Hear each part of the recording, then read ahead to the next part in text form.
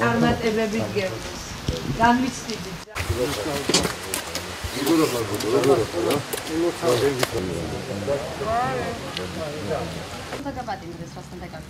მაგი ჩემთვის ისწრებია დღემდე ვითომ და ვიღაცას შეურაცხყოფები ვაყენეო სიტყვიერიო, მაგრამ ჩემთვის ნახდად გაურკვეველია დღემდე ვის მივაყენე სიტყვიერი შეურაცხყოფა. როგორ გიქცეოდნენ?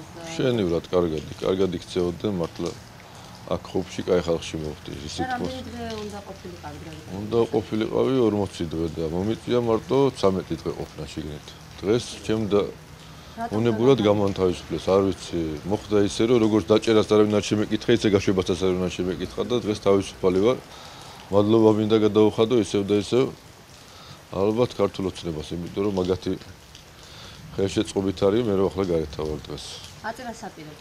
აწი ისევ მუშაობას ვაპირებ და ვერჩი დავუდგე ქვეყანას. მინდა ჩემი გამოცდილებით, ჩემი ძალით, ჩემი ღონით, ჩემთან ამებრძოლებთან ერთად მინდა ქვეყნის ვერჩი დავუდგე და ვაკეთო ის კეთის ინდისიერი საქმე, რასაც აქამდე ვაკეთებდი. ოღონდ ქუჩაში.